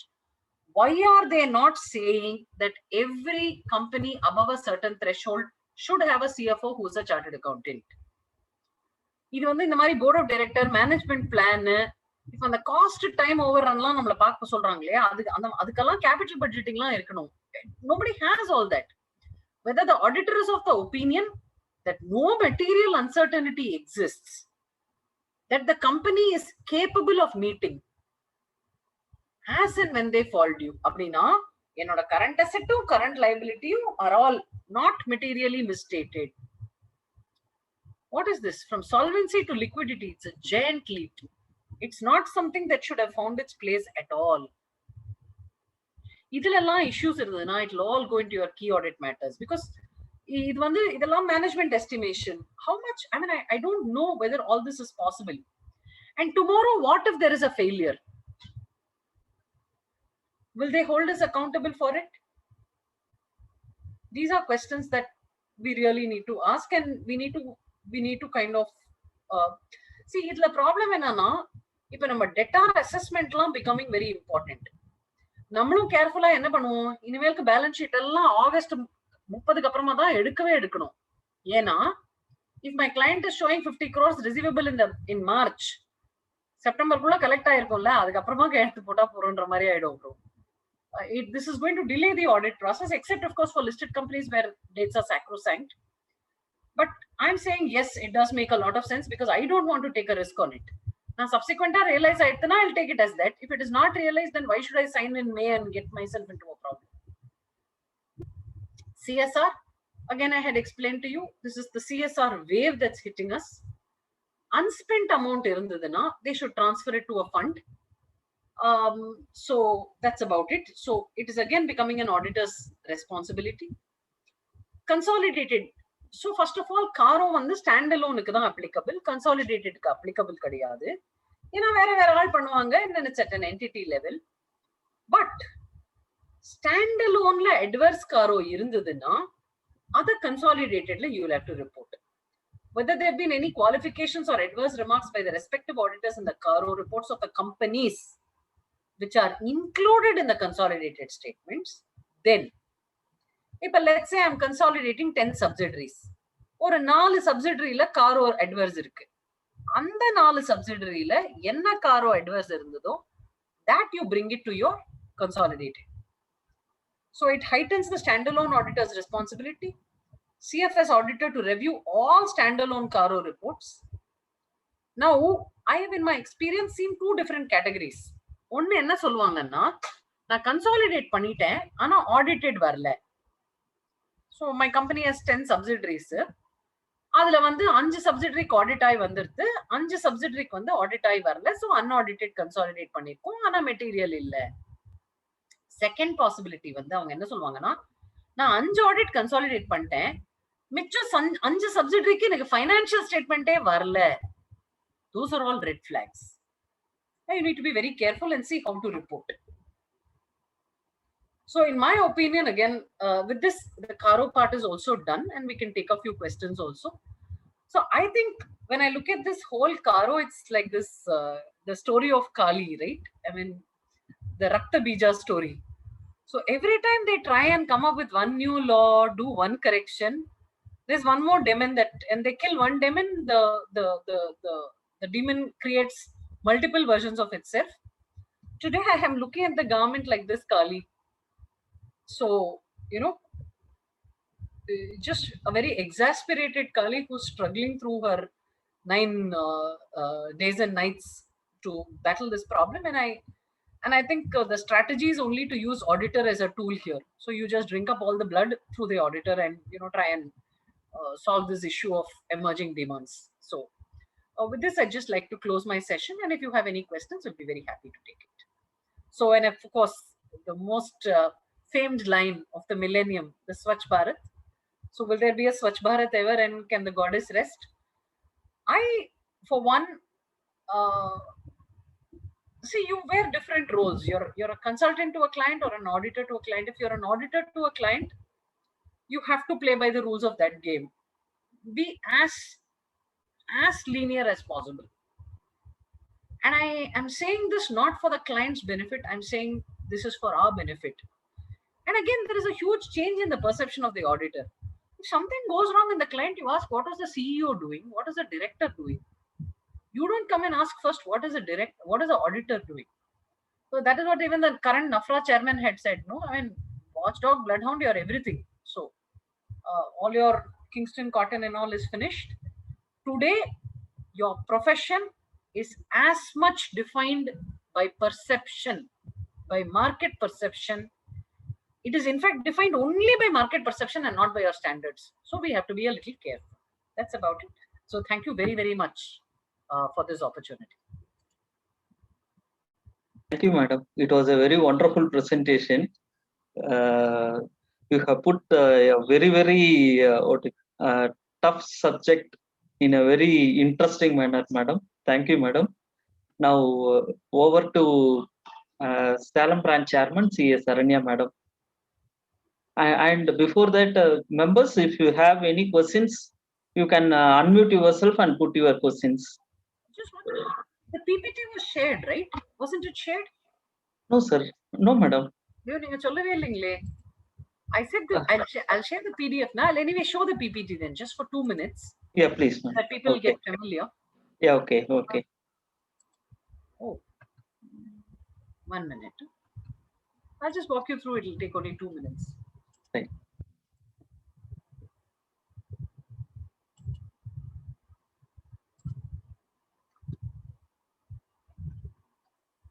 Yeah, you're able to see this? Yes, yeah. Yeah, this is the PPT, the presentation I'll be sharing with you. Okay, okay, okay. Oh, I'm so sorry. I didn't realize it was not shared. Okay, okay, okay. So this is how we started. We said why we needed a new Caro. Okay. Then we went into applicability of Caro. Who is it applicable to, not applicable to? How we have 21 clauses, 7 old, 7 new, 7 modified. How Caro plus auditor's report plus schedule 3 plus ICOFER covers everything end to end in a company, and the obligation is on the auditor. No change clauses, 185, 186, no change. Loans to directors and disclosures. Deposits, deemed deposit liyum contravention irukakudadu, 73 to 76 should be complied. Cost records, no change. Statutory dues reporting, no change. IPO clause, no change. Inga vandu share capital pati pesitanga. That is one source of fund. Later on, they will also talk about borrowings in the same Caro. So, yella sources of fund kum kelvi kettanga. Adhe madri yella application of fund kum kelvi kettanga. RPTs, no change. Non-cash transactions with directors, no change. அதே பழைய காரோ. மிச்ச 14 clause எதெல்லாம் modified and new? Fixed assets 5 clause இப்போ exactly married to your schedule 3. Whatever they had asked in schedule 3 they are supposed to disclose, you are supposed to confirm here. Inventory material discrepancy னு முன்னாடி இருந்தது report பண்ணனும்னு, book versus physical. இப்ப more than 10% in each class you have to report. Stores na stores la discrepancy. Investments, loans, guarantees வந்து முன்னாடி வந்து only related parties, that it was not prejudicial to the interests of the company. இப்போ எல்லா loans and advances you have to report. Undisclosed income, அங்கே வந்து they had given a relief for where there was a immunity. இங்க அந்த relief is missing, but I will assume that it will flow only from schedule 3. Default to lender, முன்னாடி வந்து only financial institutions, banks, government dues. இப்போ any lender default has to be reported. Willful defaulter, new clause, the same clause is sitting in schedule 3 now. Application of term loans correcta divert பண்ணாம use பண்ணிருக்காங்களா? Cash credit, short term basis. So inga vanda short term basis is not just cash credit. I can even take a loan for 3 months. So that loan also I should have used in a proper basis. Related entities, ipo நம்ம ஒரு company, if they have pledged the shares of the subsidiary and taken a loan, we have to report. If I have taken a bank loan and given it to my subsidiary, then I have to report. Adhe madri, if I have taken a bank loan on the strength of the shares of my subsidiary or joint venture or associate, that also I have to report. Preferential allotment, எல்லா terms and conditions satisfy ஆயிருக்கா? Fraud reporting ரெண்டு matter இருக்கு. இப்போ ஒன்னு fraud இருக்கா, ரெண்டாவது நீங்க அந்த ADT 4ல ரிப்போர்ட் பண்ணீங்களா? whistle blower கரெக்டா ட்ரீட் பண்றாங்களா whistle blower complaints? And incrementally whistleblower vigil mechanism is there only for 177 companies which need to maintain an audit committee. அதே கேட்டகரிக்கு தான் whistleblower அங்க prescribed vigil ல. ஆனா இங்க it seems to give an impression that whistleblower na enna, it's basically a governance mechanism. யாராவது phone பண்ணி அந்த சப்ளையர் கிட்ட இருந்து இவர் காசு வாங்கிட்டே இருக்காரு, that's a whistleblower. So that's a governance issue, or there could be a harassment or whatever. Nidhi companies defaults இருந்தா report பண்ணனும். Internal audit system, very important. Not only is the commensuration asked, but they are also asking you whether reports have been considered.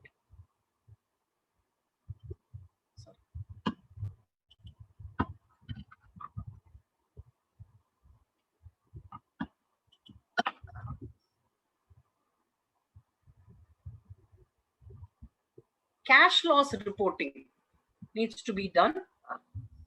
Resignation of auditors and the handshake needs to be handled.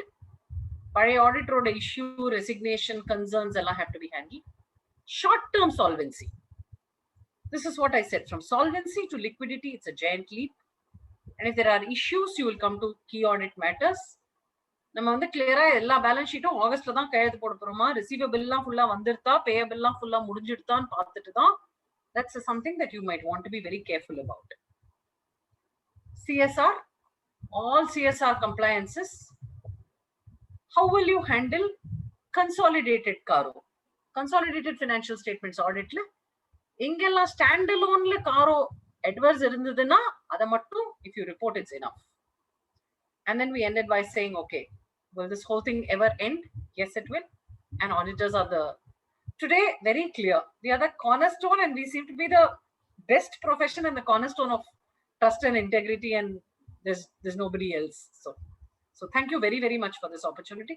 And I'm so sorry that this presentation did not get displayed. Yeah. No problem. Thank you so much. Thank you so much, ma'am. And on behalf of CA Saranya, there Madam, was some one network second. issue. Excuse me, madam. If there is any queries, I think she can take up for another 5 minutes. Yes, sure. Members, Any if queries? you have any queries, please unmute yourself and put forth your questions to the madam.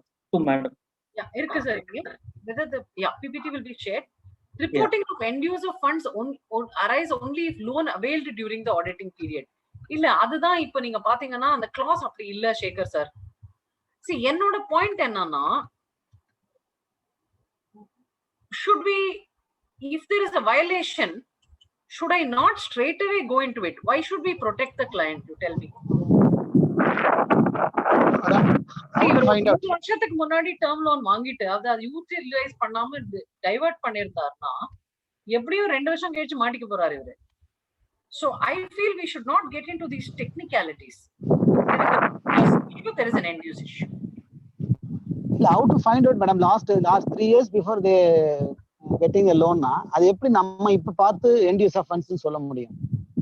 என்னோட question அதான். அது ஒண்ணும் பிரச்சனை இல்லை. ஏன்னா இப்ப நான் term loan வந்து ஒரு பர்பஸ்க்கு தான வாங்கிருப்பேன். ஒன்னு லேண்ட் அண்ட் பில்டிங். ஓகே. இப்ப உங்களுக்கு லேண்ட் அண்ட் பில்டிங்னா பெஸ்ட் அதனால வந்து ஒரு ரெஜிஸ்டர்ட் வேல்யூர் அப்பாயிண்ட் பண்ணி உங்களுக்கு ஒரு வேல்யூவேஷன் சர்டிபிகேட் வாங்கி வச்சிருந்தேன். That is enough. இப்ப நான் பேங்க்ல வந்து 30 crores வாங்கினேன். என் ப்ராஜெக்ட் காஸ்ட் 30 crores னு சொன்னேன். ஓகே, ஈஸியா கண்டுபிடிச்சிடலாம். நீங்க நம்மளே கூட கண்டுபிடிச்சிடலாம். லேண்ட் அண்ட் பில்டிங் அப்படின்னா லேண்ட் வந்து இவர் இவ்வளவு ஏக்கர் வாங்கியிருக்காரு, ரெஜிஸ்ட்ரேஷன் டாக்குமெண்ட் பிரகாரம் 15 கோடி. அதுக்கப்புறமா பில்டிங் இவர் வந்து 3 லட்சம் சதுரடி ஃபேக்டரி கட்டியிருக்காரு, மல்டிப்ளைட் பை 2300 ஒரு சதுரடி plus plant and missionary. Just have that overall idea, that's enough. See, some of this again, no bank borrowing. Tomorrow, if it goes into IBC, if there is a default, if there is an OTS, why should we get into it? And frankly, if it's such a large scale diversion, as an auditor, we will know. So let's go ahead, is my point. Yeah. Any other questions, please?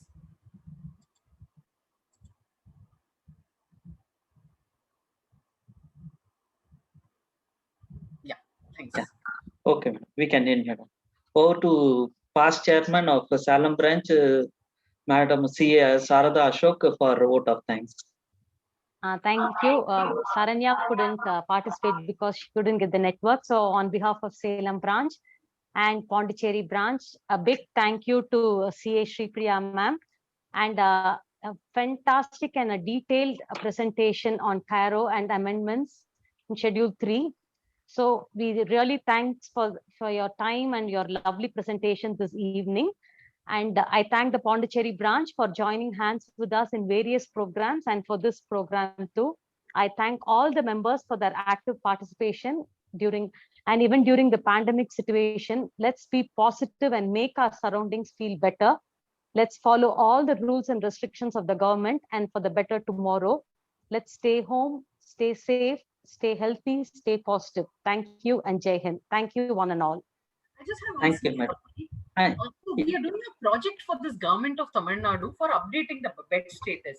It's about 73 chartered accountants. If there is anybody who can speak Tamil and who's willing to spend only maximum half an hour a day, maximum half an hour. Some days we have circulated, ma'am. Actually, whatever message you had sent, we have circulated in the group. Sure. We circulated in Salem branch group. And I think whoever are interested, they would definitely contact you. We would again circulate it again, and we would request the members to contact you, ma'am. Thanks, Shada. Thank you. Not necessary to circulate again. If you have circulated once, it's enough. In fact, I do have some people from Salem. Thanks to you. That's Same nice. here, madam. We will also do the needful, madam. Thank you, madam. And I thank the Salem branch for the coordination and support extended to us. Thank you, madam. sir. It's mutual. Thank you to Pondicherry branch. Thank you. Thank you. Thank you so madam. much. Thank you, speaker, madam. Yeah. Thank you. Okay. Well. We'll end. Bye.